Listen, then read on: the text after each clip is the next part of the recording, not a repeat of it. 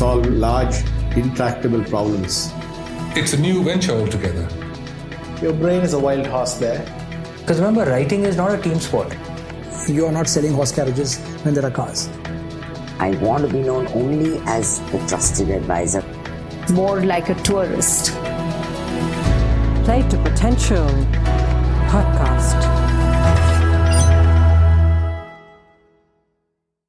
Well, you know, I think one thing to realise is in the three-stage life of full-time education, full-time work and full-time retirement, there really was only two transitions.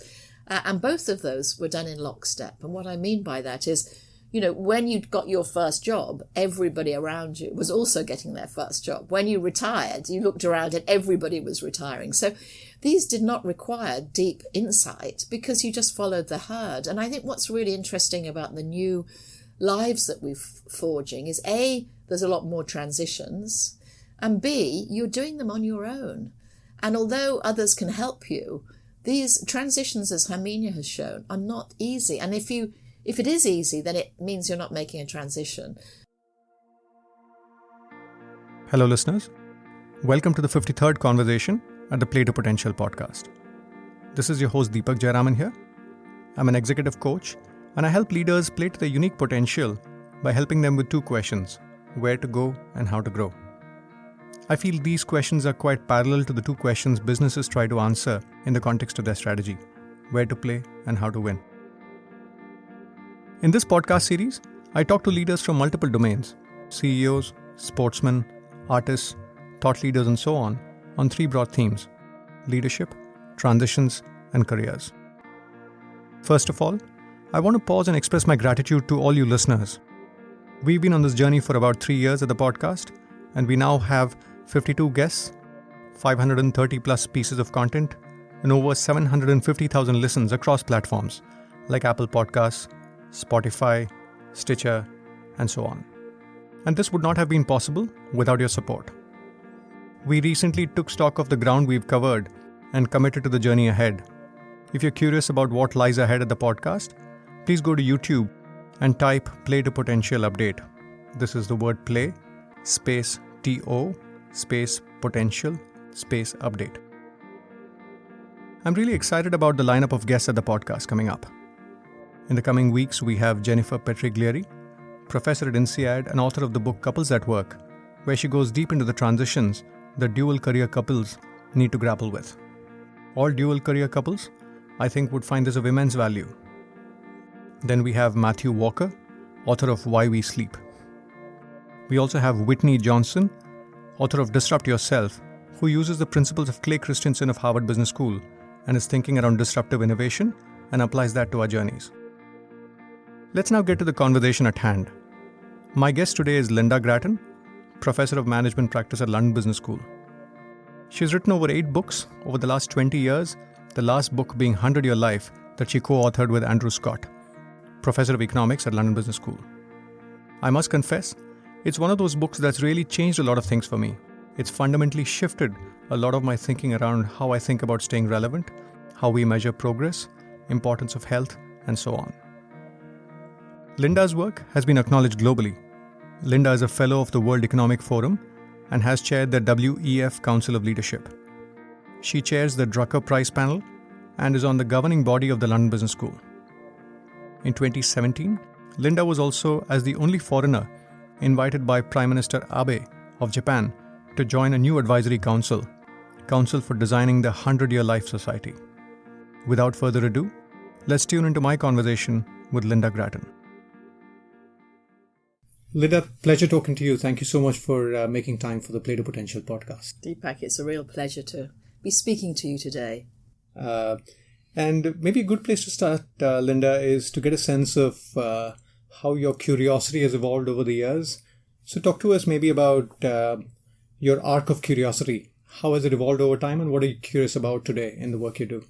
Well, actually, when people talk to me about myself, curiosity is a word that often is defining who I am. In fact, my husband says that even walking down a road, it's like taking a dog for a walk because I stop so often to look at things. I am really, really curious. And I suppose over my career, that curiosity has gone from, what's happening right now in my room to what's happening outside, to what's happening in the world, to what's happening in the world in 20 years' time. And so most of the networks I'm part of, the research I do, the writing I do, really focuses on that curiosity about how are we going to live and how will our lives change. And I want to pick up on the book that's shaped me in a lot of ways, Lynda, 100-Year Life.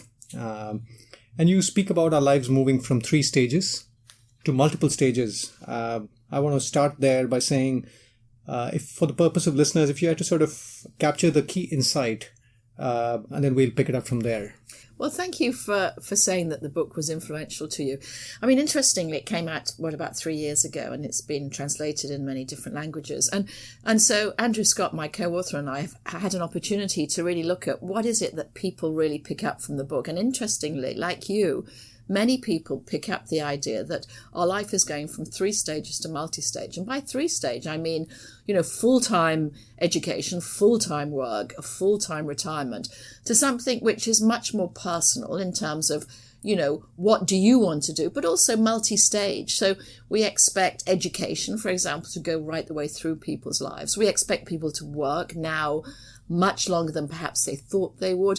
And also the idea of retirement, we're almost suggesting that you redistribute some of that retirement age right back into other parts of your life. So you take sabbaticals, or you take time out, or you do paternity leave, or whatever it is you want to do. So really that was the catchphrase, I think, for our book, The 100-Year Life, which is how do you build and maintain and navigate a 3-stage life?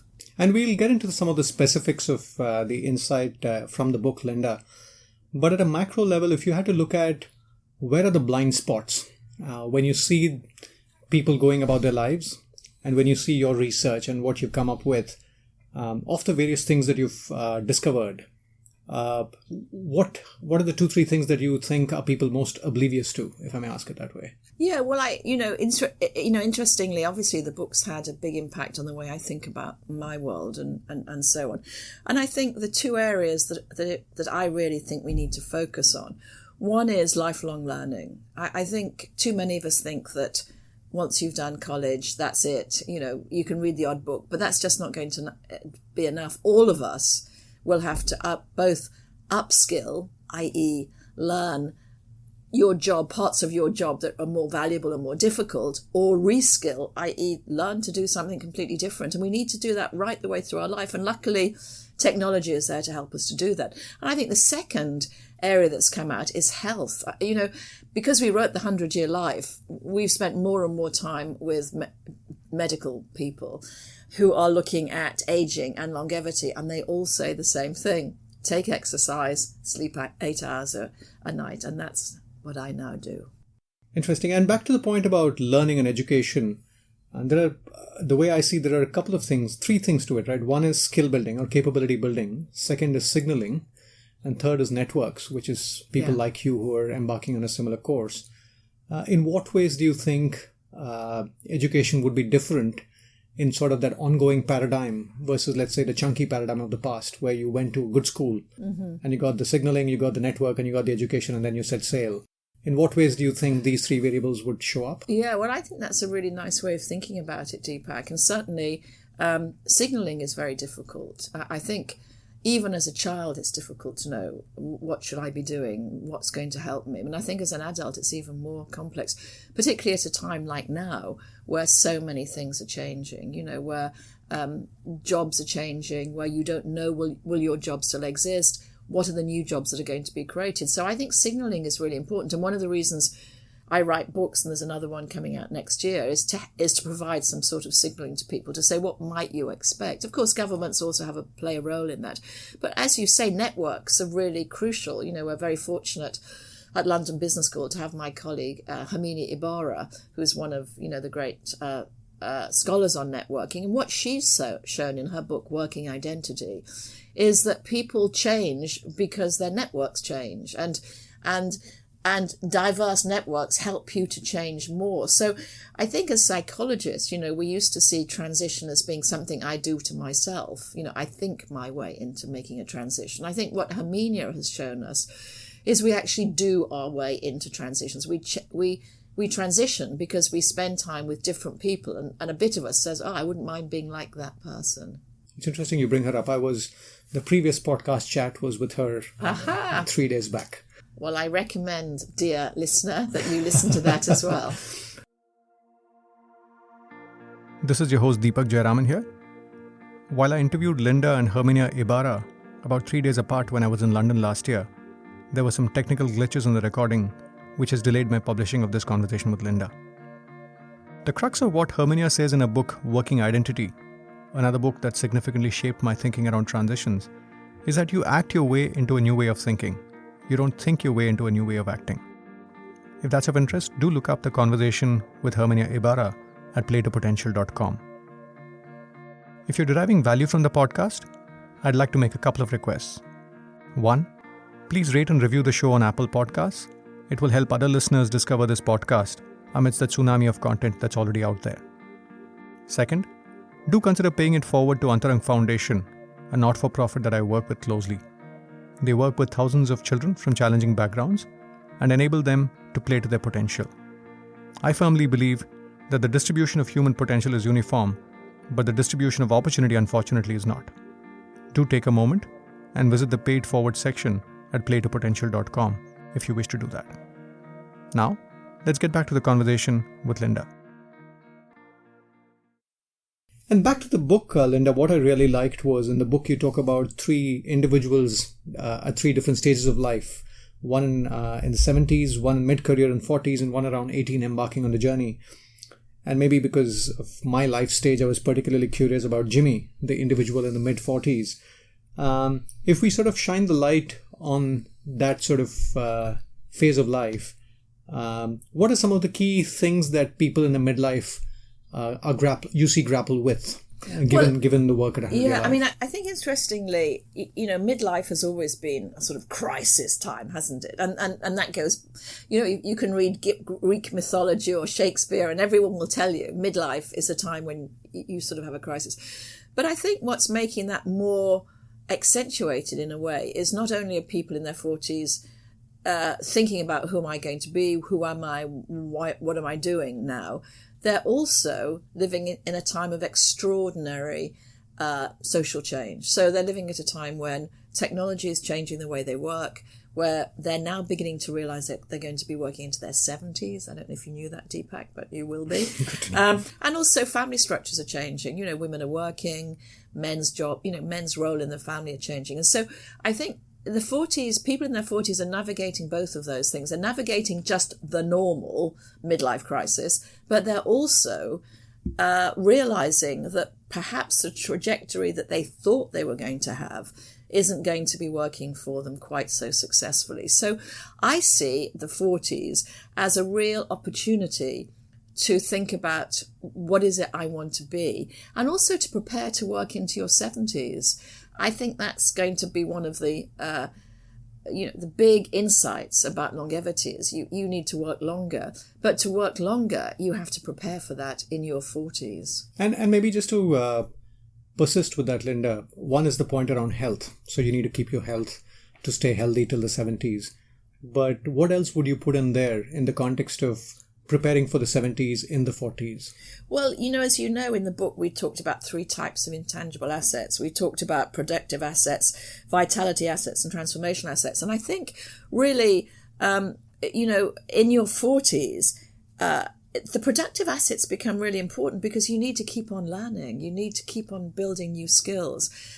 You need to be saying to yourself and to the labour market, I'm still somebody who's got a lot to offer from now until the age of 70. So that's really crucial. But also, of course, transformational assets. And those are, as we said earlier, transformational assets are a lot to do with your network. So if at 40 you find yourself spending all your time with people just like you, then that's not going to help you to transform. So you should be looking around and asking yourself, Am I spending time with people who are different from me in terms of their nationality or their mindset or their age or their gender? Because in that diversity, you can begin to imagine what your possible selves are. I think 40 is a good time to think about possible selves. Mm-hmm. And vitality assets, is that the one around health, or is there something else? Well, we in the 100-Year Life, we saw vitality in two ways, really. One was health.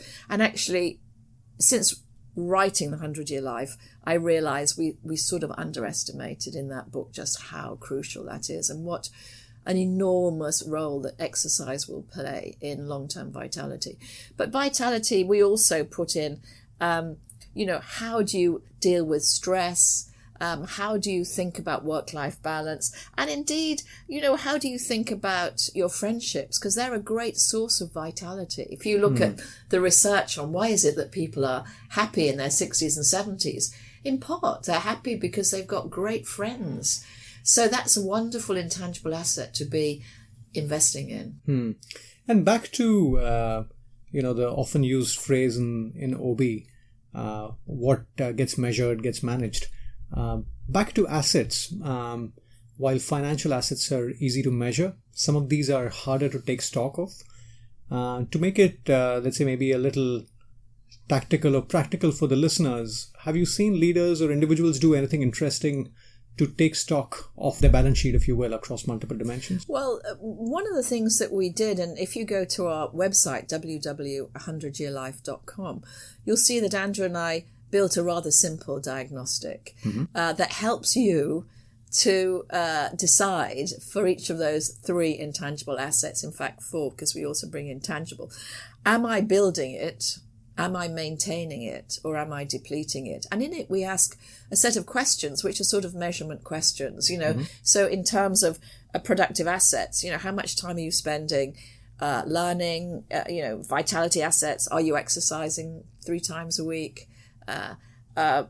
Transformational assets, how diverse are your networks? So these are very particular questions that we think begin to look at intangible assets. But in fact, I have a column with MIT Sloan, and one of my columns was on the problems of measuring intangible assets. So I haven't got any company yet that says, okay, I'm going to try and measure them.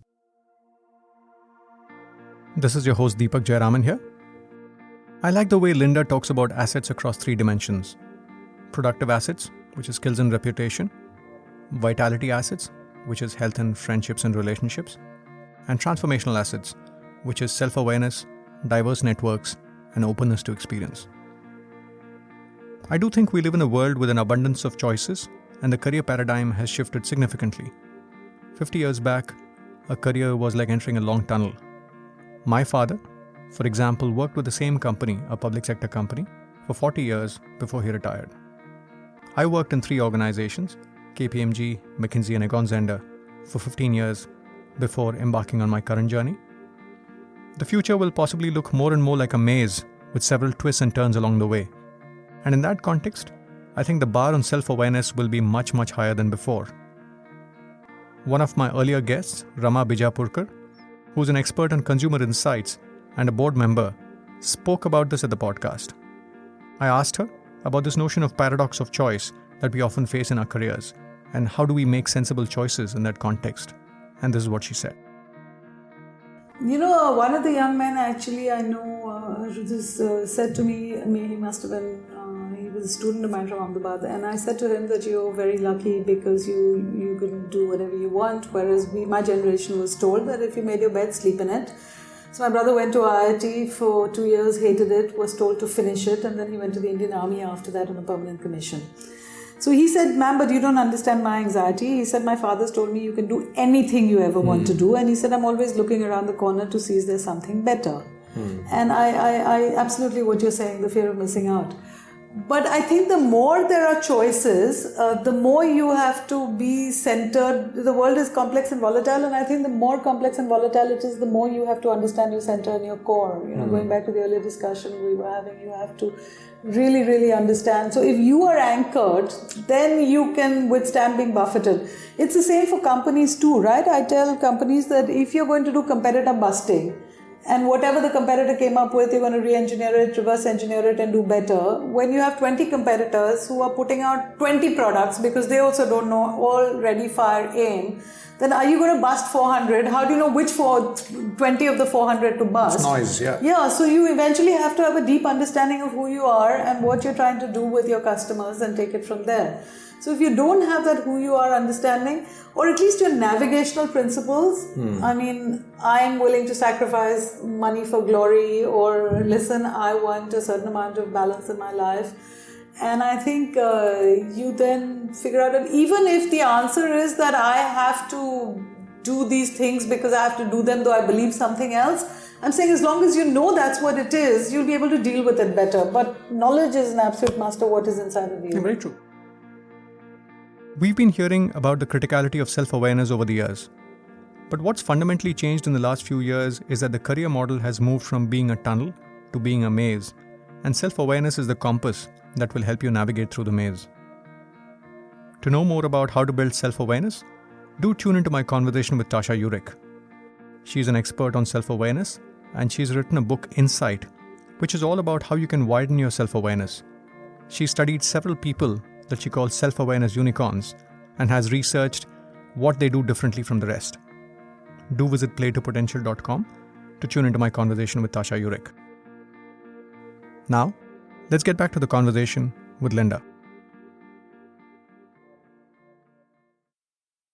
And maybe just persisting with that for a couple of more minutes, do you see people again having what's the biggest blind spot you see in the way they think about intangible assets? Well, I think, I don't see a general blind spot. I think we've each got our own. So I think that's really where character and personality comes in. So your blind spot will be related to your character and the way that, your experiences. I don't think there's a single blind spot that people think about. And of course, those change over time. I think we've become much more aware that there is such a thing as a transition. I don't think people had thought about that much before.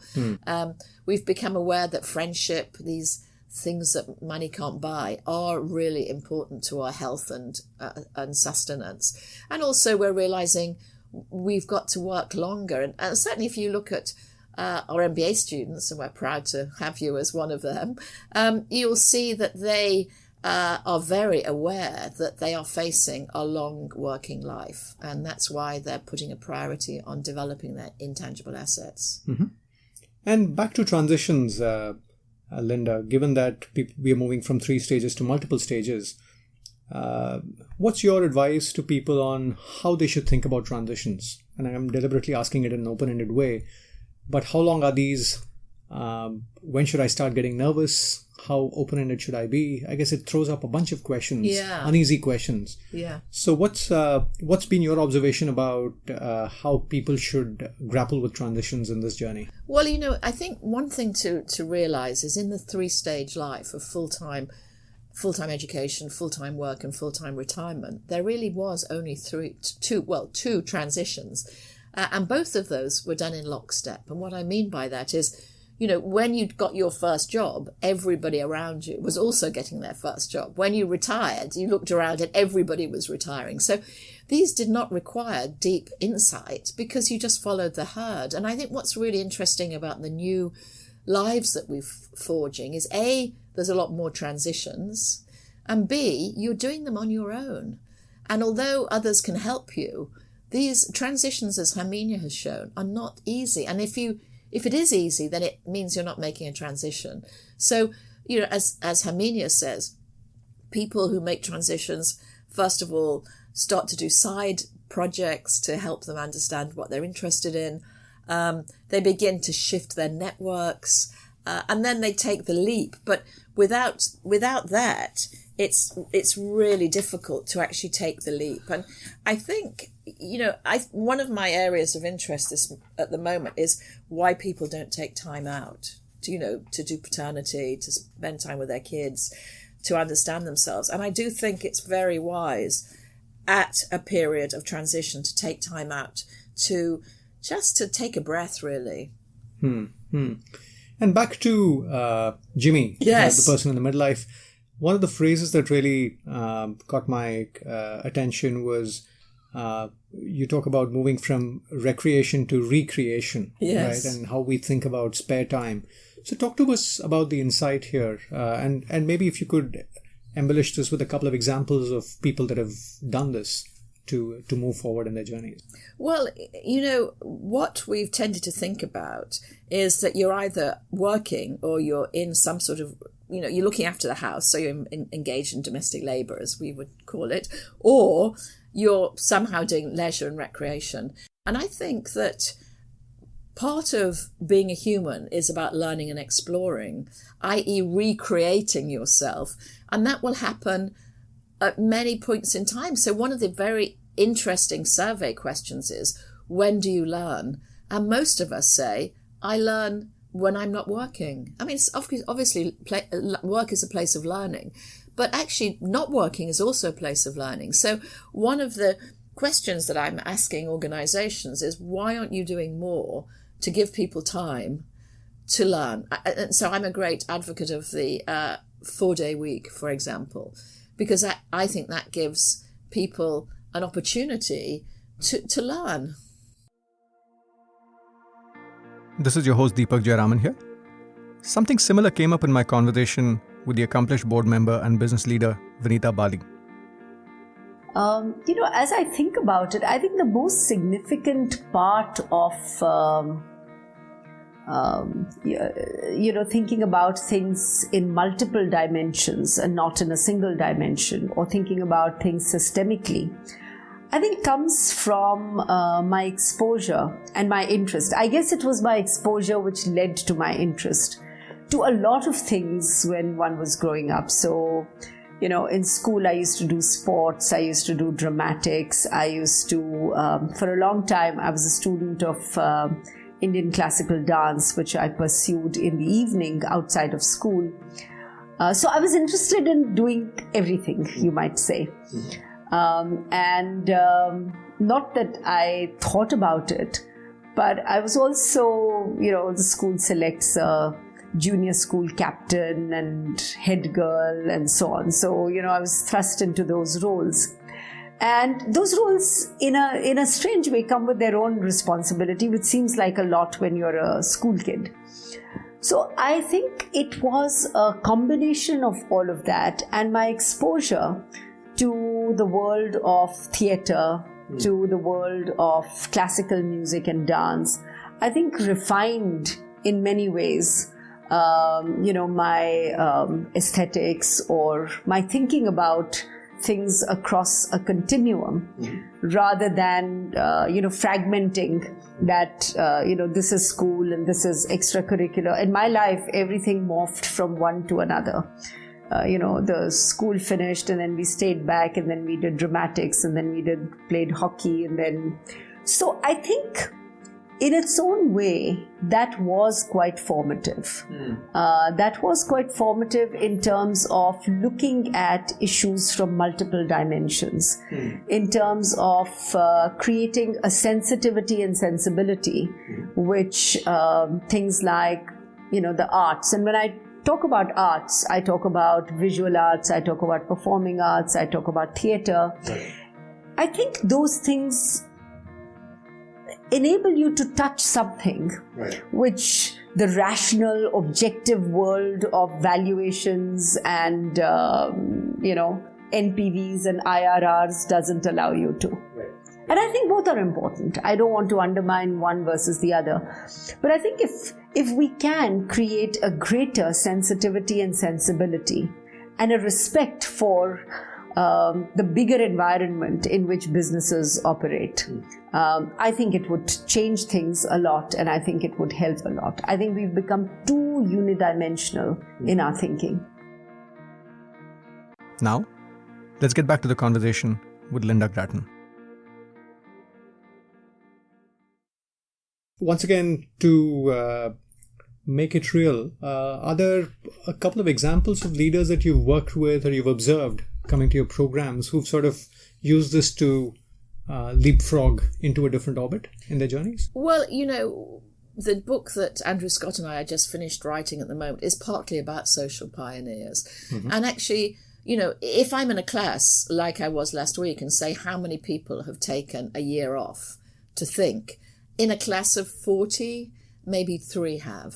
So there are people right now who are doing exactly that, taking time out, stepping back, thinking again, relearning. And I think that's very important that we do that.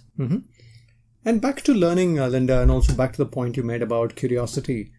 I wonder if there's something to be said about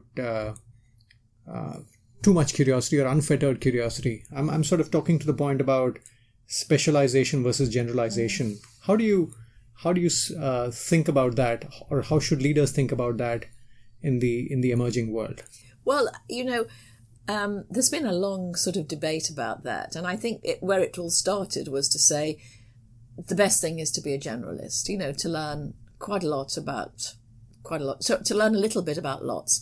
And actually, many, many years ago in my writing, I said, this isn't going to be right, because the very thing that machines do is that they know a little about a lot of things. So if that's all you are, then honestly, Wikipedia is going to do the job better than you. You've got to build specialist skills. And that sort of became the idea of the T-shaped leader, where you do have some generalist skills, but at the same time, you have a deep expertise. And I think expertise is really important, because it teaches you not just the thing itself, but it also teaches you the discipline of the thing itself. So I'm a psychologist. So not only have I learnt the knowledge of psychology, but I also know the way we think about the world, the framing of it.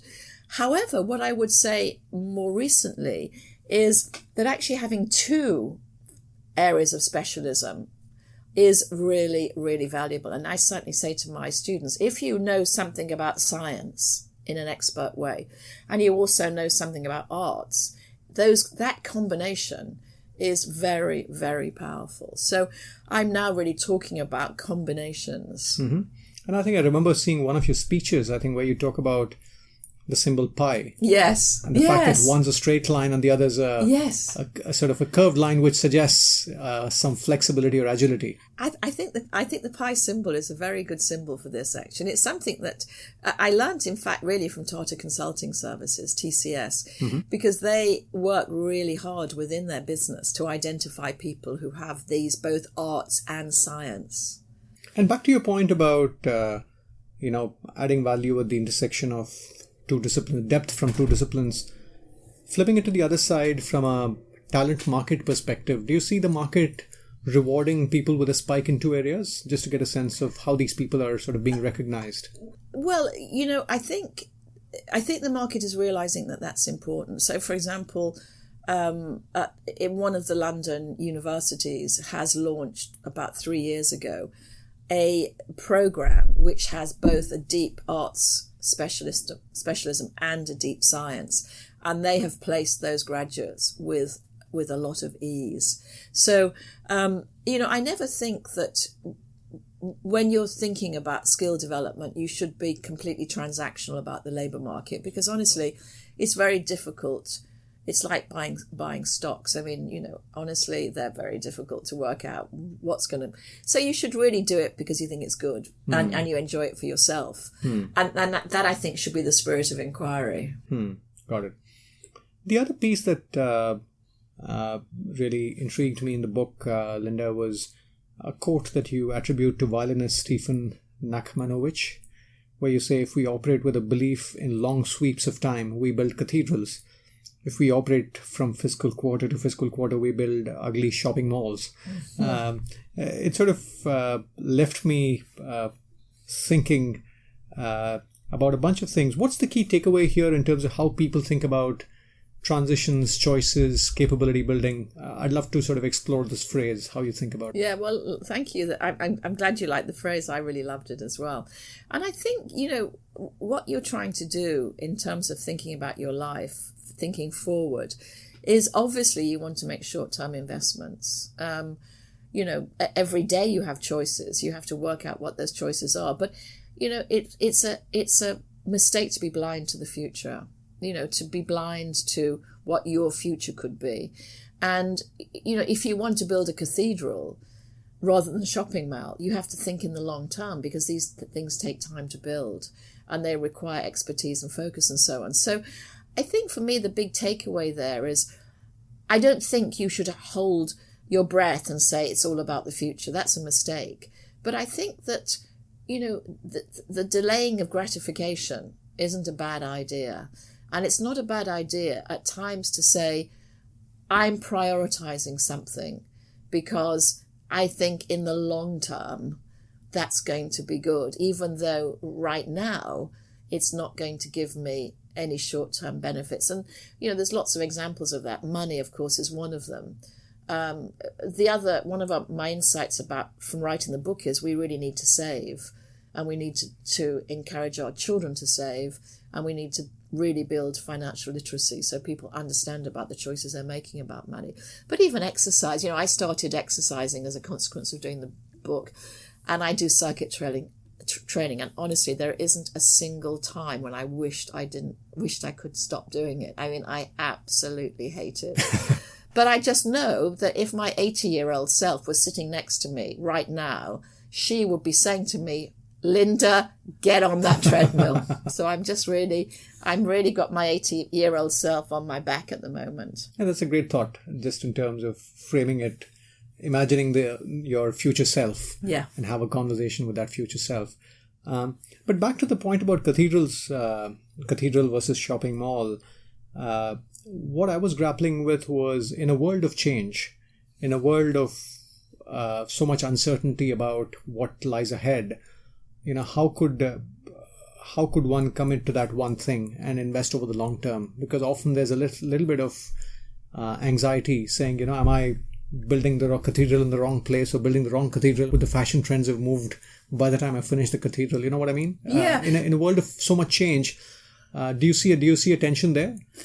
Yes, and in fact, I wouldn't. I mean, maybe that's where the cathedral metaphor starts to break down, because actually, I think experimentation is more important in the sense that I think each one of us, and I certainly would say this about myself, is an unfinished piece of work. I mean, I don't know, I'm still investing in myself. I'm still experimenting. I'm still wondering about what would I like to do next? What are my interests? Where could I make the largest contribution? And that's an ongoing question. And I try things, and I think what I do mostly these days is I try things and then I say, how did I feel about that?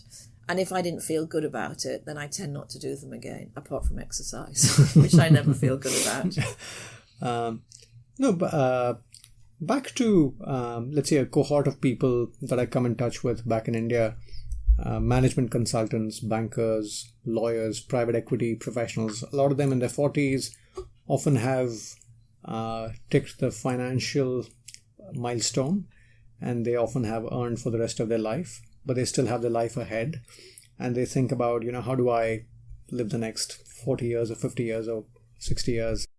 And in your book, you talk about sliding and morphing from one context to another.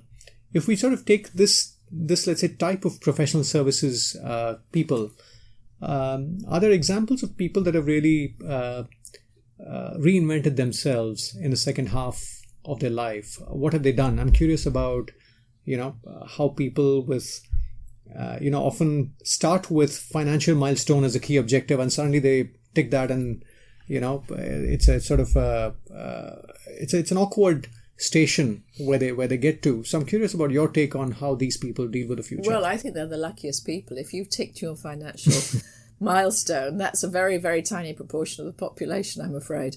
But for that very small proportion of the population, I mean, look, they have so much.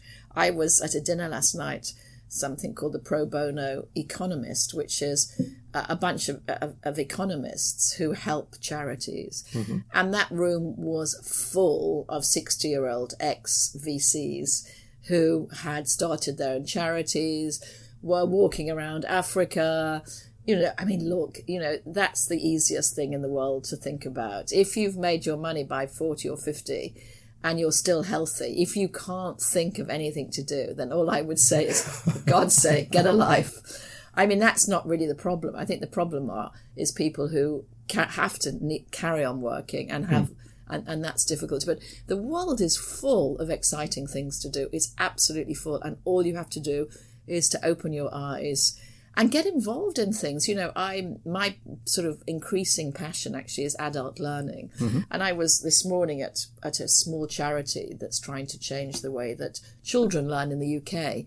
And that's just a marvellous opportunity for me to think about that. So, there are so many problems in the world to be solved. Just find the one that most excites you and use all of the skills that you had that helped you to get financially secure by the time you're in your 40s, and then make a difference to the world. Got it.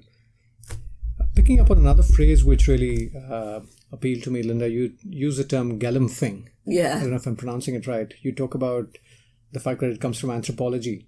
And you talk about that phrase in the context of how we deal with our transitions. And you also distinguish between searchers and adventurers in the way people explore a particular pathway. So talk to us about what you have in mind when you use this phrase, and also the distinction between searching and being an explorer or adventurer. Well, by galumphing, I just mean, you just sort of run along and get on with it without necessarily knowing where it is. And I do think, we make a mistake if we say that you've got a pathway into the future. None of us have that. But what we need to do is to keep our options open and to constantly, have adventures, and also and search for new ideas. I'm a great one for adventures. When I was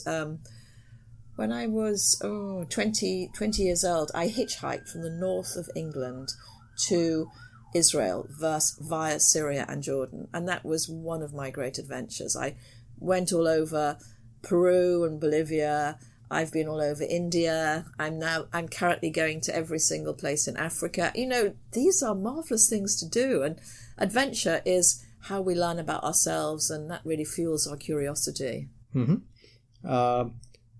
the other phrase that you talk about in the book, Lynda, is the explicit phrase independent producer. And you say that a lot of people might be involved with it. It's something that didn't probably exist, let's say, in the industrial paradigm of several decades back. And again, this maybe it's a function of my stage of journey. But I was curious about what you had in mind. What do you mean by independent producer, and why is it more critical for us to think about it today than it was maybe 20 years back? Well, I think, the work that we do is completely changing in the sense that there are more opportunities for you to start your own business because technology is very, very inexpensive, or anybody can build a platform, for example, and do something as many people in India are doing right now. There's opportunities for you to do crafts work, to do something that people want to buy. I spend a lot of time in Japan, and there's still a huge number of people engaged in craft work, as indeed there is in India. And I would call these independent producers, and the reason I use that term as opposed to entrepreneurs is the idea of entrepreneur is that you're growing something. You do it because you want it to be big. And I think that there's a role for each of us in our lives to do something where we're not doing it to grow, we're just doing it to do it. For example, I write books. I'm an author. I'm sort of an independent producer. It's not that I'm saying, I want to write 50 books or I want to run a publishing company. It's just to say, I'd like to produce something for myself or with friends. And I think that's a marvelous part. And in a way, the Industrial Revolution took quite a lot of that out of humanity. As we mechanized work and mechanized the production process, we sort of took away the joy of just making something. And is that because the fixed costs have come down? Earlier, because of the high fixed costs of capital, you needed a certain scale to be relevant. And now with lower entry barriers and low fixed costs, I guess the scale is less important, and you could still be... Yes. You could still have a meaningful business. I mean, there isn't a day when one of my MBA students comes in and says, I've got this idea for a business. And I say, well, how are you funding it? And they say, we're just bootstrapping it, it's fine. And And I think that's really exciting. And it's not just young people who are starting their own businesses and being independent producers. In fact, if you look at who starts their own business, the over 55s are just as likely to start a business as the under 25s. So, lots of people are saying, I'd like to do... I have my own business, and it gives me enormous pleasure just to see a group of people engaged in something that they love, and where I can play out some of my views about what companies should look like. Is that the hotspots movement you're talking about? Talk to us about, I was just going to ask that anyway, but I'd love to know a little bit about what you do at Hotspots movement. I founded it 10 years ago, really to bring to life some of the ideas that I'd been talking about in books. And it's morphed since then. So it really started off by being a consortium that helped business think about the future. So in India, for example, TCS has been a member for 10 years, but there's many other sort of membership groups, members around the world. But then it's morphed into all sorts of other things, which I won't go into. It would take too long, but it gives me a lot of pleasure. And it's full of young people doing really creative things. And, they work in Somerset House, they get paid pretty well. And actually I go and I feel, this is good. And I think that's a great feeling, and people should have that feeling. And back to the point about independent producers, Lynda, when you have large companies, in a way you have a corporate brand to take care of signaling. Now, what are the watch outs for people as they embark on their own and this includes people like me, who are sort of building a small business, not necessarily aspiring for growth. I guess there are hundreds and thousands of people in various domains who are trying to build their enterprise. What have you seen successful people do in the way they signal their capability or their brand? How's that playing out? Well, I think it's really important, as you say, that you realise that, when we all had corporate careers, we didn't have to signal our brand, because we just said, I work for Shell. And people said, okay. Or I work for McKinsey, or I work for Goldman. And that was enough. That was massive signalling. But actually now we'll move a little bit more. We have to do our own signalling. And I think in the end, it's to do with the individual's character. So I signal by writing books. But I wouldn't say to you, you must write a book to signal.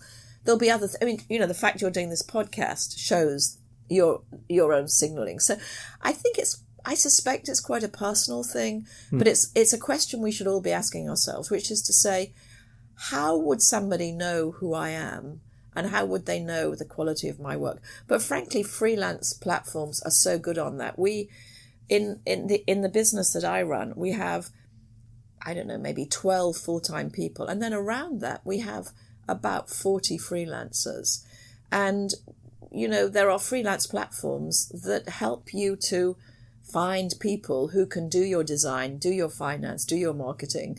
And I think that's a really great opportunity for people.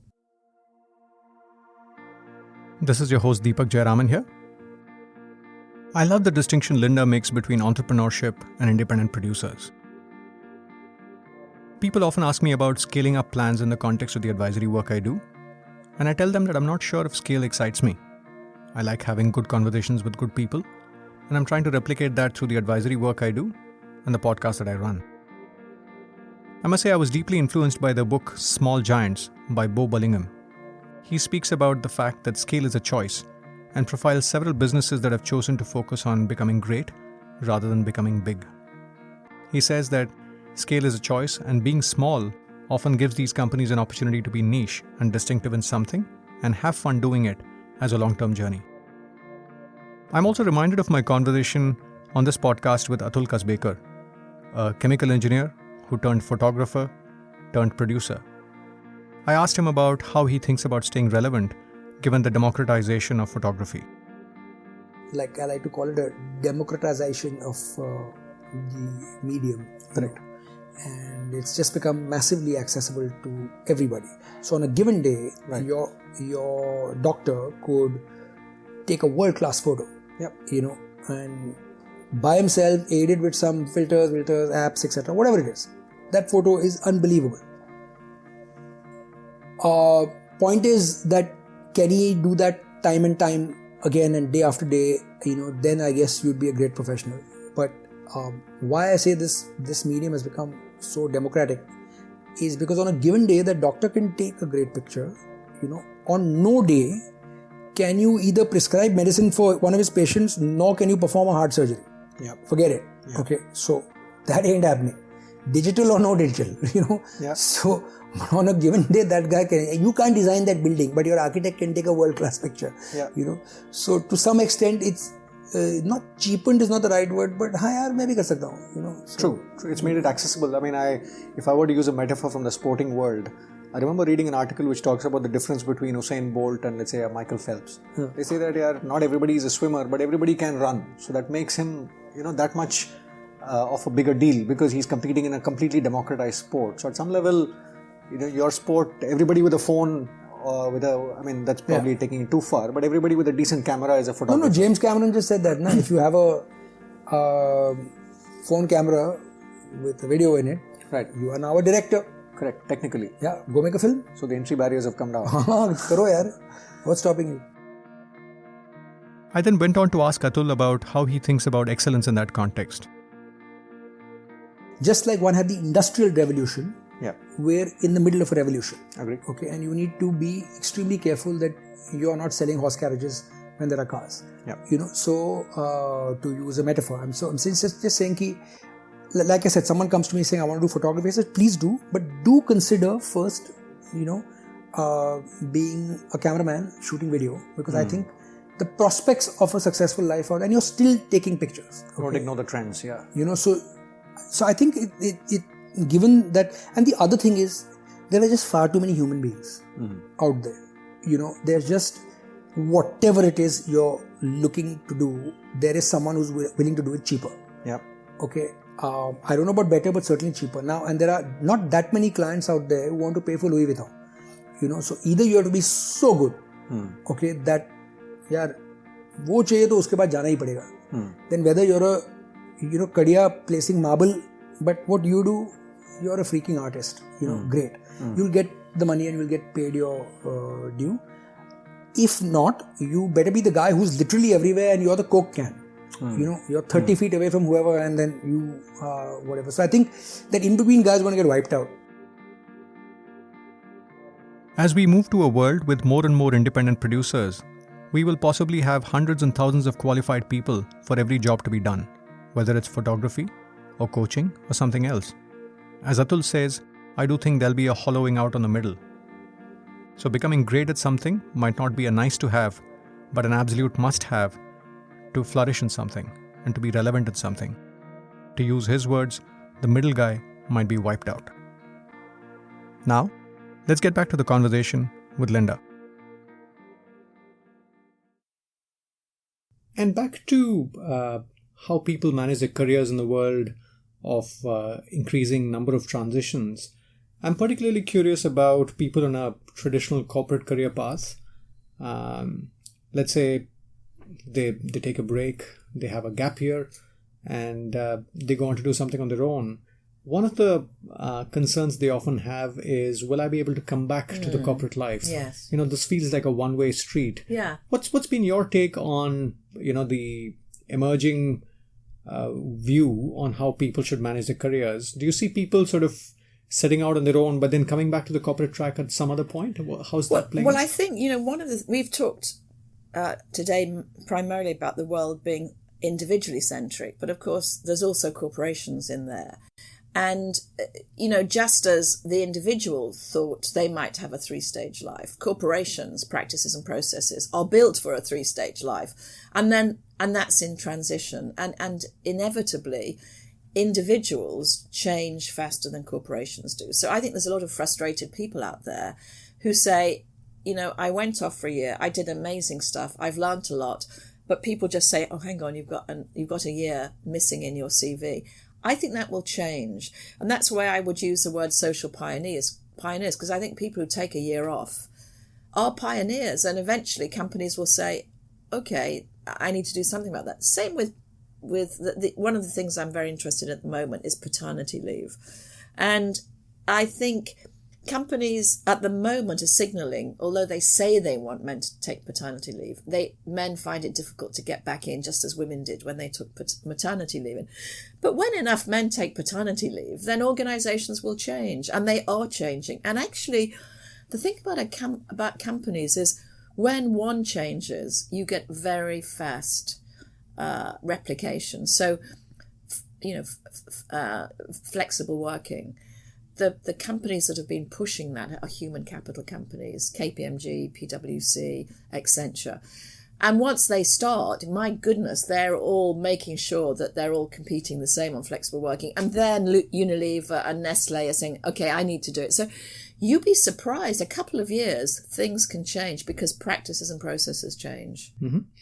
And moving on to transitions, the other phrase that really caught my attention was reflexivity. Yeah. And identity is something that I end up spending time thinking about, and we explored that with Herminia as well in my conversation with her. But I'm curious about the term reflexivity. Yeah. And in the context of transitions, talk to us a little bit about what you have in mind when you use the phrase. Well, reflexivity, and actually, funny enough, we've just finished our new book, and we haven't brought that phrase in. It was a once only phrase, because it's about reflecting on yourself. It's actually a sociological term, and I liked it when I wrote the book, but looking back, it's not a word that people have picked up. It's interesting you've done that, but most people haven't. Mm-hmm. And what I was trying to describe there with the word reflexivity is, we need to think about ourselves. We need to reflect on ourselves, and we need to reflect on, what we're doing, how our career's going, and so on. So that's really what I meant when I said that. Mm-hmm. And maybe making it tactical again, Lynda, most of the people who are actually experiencing success are often busy. From a practices perspective, what are some of the things that you see people do effective people do rather? Reflection, is it journaling, is it something else? If you could talk to us about some of the things that people do. I think it's really taking time out. I'm a huge advocate of how you allocate time. Mm-hmm. And one of the things that I've really said in the 100-Year Life, and I've said even more explicitly in the next book, is 100 years gives you a lot more hours, and how you allocate those hours and how you distribute those hours is very, very important.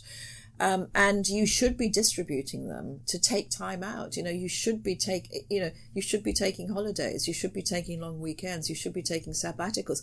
Because if I say to you, you're going to work till you're 80, people say, well, I can't work like I am until I'm 80. And I say, okay, well, imagine what would it take for you to work till you're 80? And then people come up with a different way of phrasing that the phases of their life begin to change. So I think we're in a period of transition at the moment. It's not just that we are personally transitioning. I think that organizations and society is transitioning. So you're always going to be up against institutions that aren't as developed as you'd like them to be. Mm-hmm. And back to the example you just gave about intensity and tying it back to the phrase, life is a marathon. What's your observation about the intensity with which people run the marathons, let's say in their 40s, 50s, 60s, and 70s and 80s? Clearly, it's not the same. It's not level. Age does play a role. But if I may ask the question a little more sharply, when you're in your 70s, in an ideal world, do people end up working 80% of the intensity of their 40s? Do you have a view on the intensity curve? That's a good question, and it's a question we explore a great deal more in the new book, actually. I think, our ideas about what age is and how people age are obviously based on our parents' aging processes. But actually, people are aging differently all the time. And we think that just in terms of describing age, you should be thinking about old as being in your 80s. It's not in your 60s or in your 70s. And I don't see any reason at all why somebody in their 70s wouldn't have exactly the same energy as somebody in their 40s. And if anything, they have more energy because they're not looking after children, which I think is, when I look back to my life, the period when I was tiredest was not in my 60s. It was when my children were young. That touched a nerve. I get you. And back to another theme which becomes important, Lynda, which is how we make decisions. Yeah. In a world with multiple points of transition, with diverging pathways, I guess the other piece, the other muscle that becomes as important is how we make choices and how we make decisions. Yeah. What's been your what's your research shown on how people should think about that, or what's the new imperative, which probably wasn't as important 20 years back? Well, and it's something that I think that economists have understood for quite a long time, which is the power of options. And already you can see people, keeping their options open, getting married later, starting having children later, buying a house later.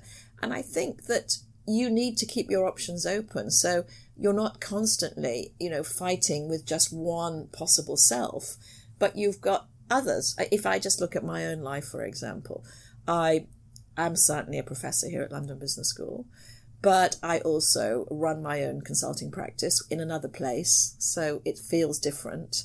I'm also a writer, so I also sit at home and write, and I speak and advise companies, and I feel at any point I've always got options, and I think that when you have options, you're more able to put together the life you want at any point in time. And is that, maybe just to persist with that, is that portfolio life, if I may use a term, an imperative for most people, or do you think some people would go there? I wouldn't even call it a portfolio life, actually. I would just say that at any point in time, there are other things happening that you could either dial up or dial down. Mm-hmm. And it's sort of, again, coming back to Herminia's work, it's the side projects. It's just you're just giving yourself options. You're saying, if this happened, then I still have that option. I guess in a way it's also a bit like VC investors, where you're sort of sowing multiple seeds, and you never know which seed will bear fruit. Well, I'm because I'm interested in the world, I sow a lot of seeds, and that's sometimes why I'm exhausted.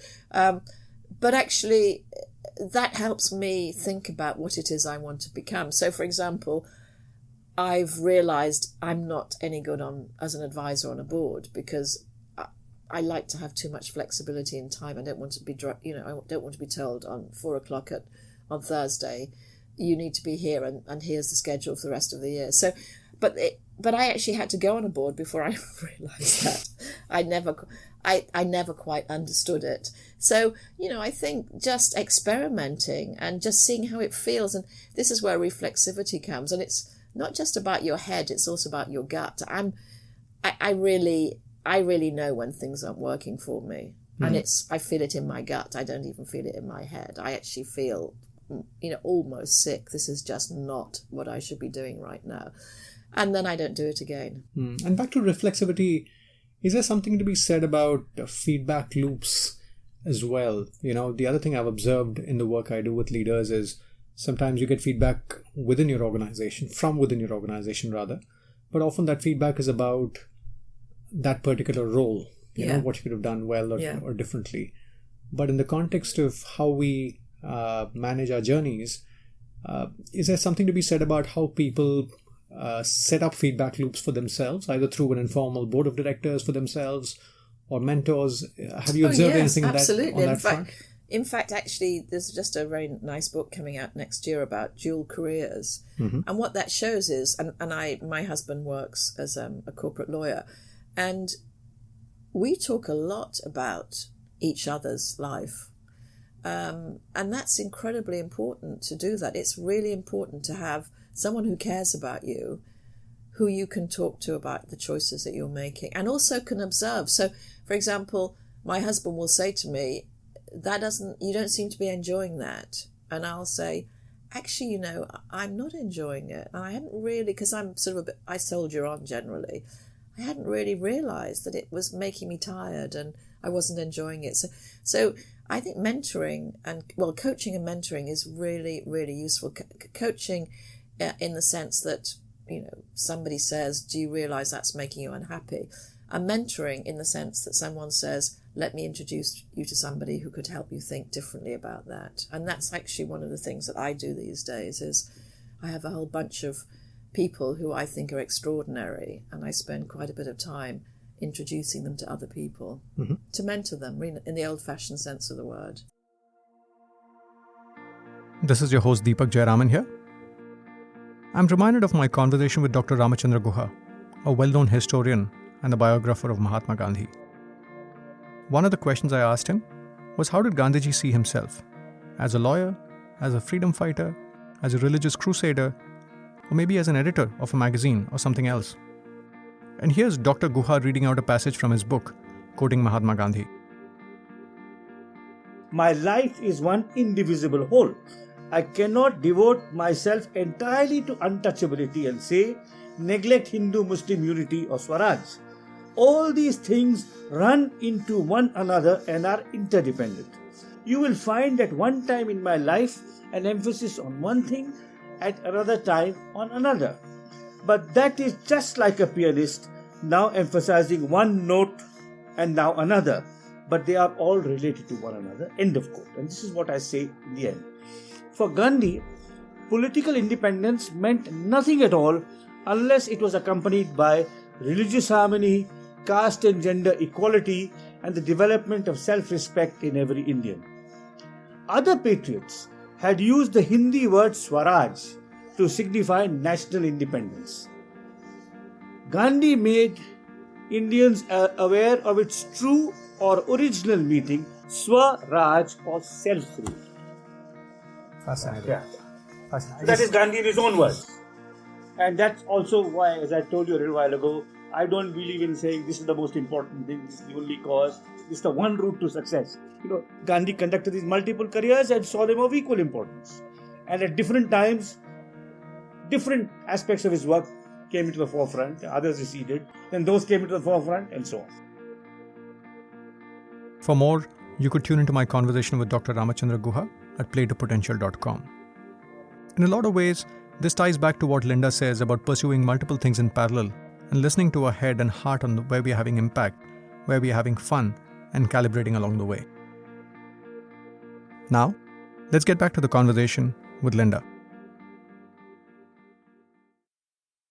And you mentioned your book, upcoming book, a couple of times, Lynda. I'd love to know whatever is in the realm of what can be shared. What's the book about, and what can we expect? It's sort of, so really what we're saying in the book is, at a period of such enormous transition, both in terms of technology, in terms of social trends, in terms of demographic trends, we have an opportunity to sort of almost reinvent what we are as humans. I don't mean to become robots. I just mean to really think about what it is we want. And the book is an invitation to do that, to really think more about what could our story or our narrative be, how might we be explorers and learners, and how might we think about our relationships and communities. So it's about that, but also brings in what that means for corporations, for education, and for governments, because I've been more and more involved with governments over the last 3 or 4 years. So I've got more of an idea of what it means for a government to make a difference in the world. Mm-hmm. And maybe just as we wrap up, bringing it back to you and your journey as you look ahead for the next 20, 30, 40 years. I won't be alive, sadly, in 40 years. Sorry about that. That would be odd. As you think about your journey ahead, how do you plan to find your way into the future? I don't really worry about that at all. I mean, I'm in my mid-60s, so honestly, I know that keeping healthy is my number one priority. And that's what I focus on. And if I'm healthy, I have plenty of money because I've made quite a lot of money and I've saved quite a lot. So I don't worry at all about that. I've got lots of children. I've got lots of grandchildren. I've got students. I mean, I've just got so much to amuse me that I'm endlessly curious and amused by my life. And I can't imagine a point at which that's going to stop. Got it. Lynda, thank you so much. My pleasure, Deepak. Thank you so much. It's been a wonderful conversation. Thank you. Thank you. I hope you found the conversation as purposeful as I did. A couple of things really struck me in this conversation. First, the point Lynda makes around how we take stock of our journeys. I feel we often have what I call P&L metrics, and often a lot of them are quite financial. What was the increment I made? What is my salary this year? And so on and so forth. I love the way she breaks down intangible assets into productive assets, which is skills and reputation, vitality assets, which is health and relationships, transformational assets, which is self-awareness, diverse networks, and openness to experience. I do think if we're going to live longer and longer, the quality of a balance sheet is going to matter more and more. The second point that really occurred to me was a notion of reflexivity. As we make choices in our journey, how well are we reflecting on how we are feeling about the journey? Herminia Ibarra, one of my earlier guests, speaks about this and says that you need to act your way into a new way of thinking and not think your way into a new way of acting. Lynda says that she didn't enjoy being on a board, but she didn't quite realize it till she got onto one and didn't quite enjoy the experience. If you're deriving value from the podcast, please consider paying it forward to Antarang Foundation, an organization I work with closely. Akash and Arman, the editors of the podcast, are alumni of Antarang Foundation. They do everything from cleaning up the audio, editing it, sequencing it, overlaying it with music, doing the visual elements, and much, much more. Antarang Foundation is a not-for-profit that works with thousands of young adults and helps them play to their unique potential. I believe while the world of human potential is uniformly distributed, the world of opportunity, unfortunately, is not. We may not realize it or want to acknowledge it, but the reality is that a lot of us are beneficiaries of the ovarian lottery, and that sets us up very differently. Sometimes, a simple act of taking a leap of faith and betting on the potential of somebody, like some of these young adults, can add a lot of value to you and definitely transform their lives. To know more, do visit the Pay It Forward section at playtopotential.com. Coming up next in the podcast is Jennifer Petriglieri, professor at INSEAD and author of Couples That Work. She speaks about how dual career couples should really think about and deal with the various transitions that they encounter. Signing off, this is Deepak Jayaraman. To know more about the advisory work I do, please visit the About the Host section at playtopotential.com. I look forward to having you tune into one of the subsequent conversations at the Play to Potential podcast. Bye now.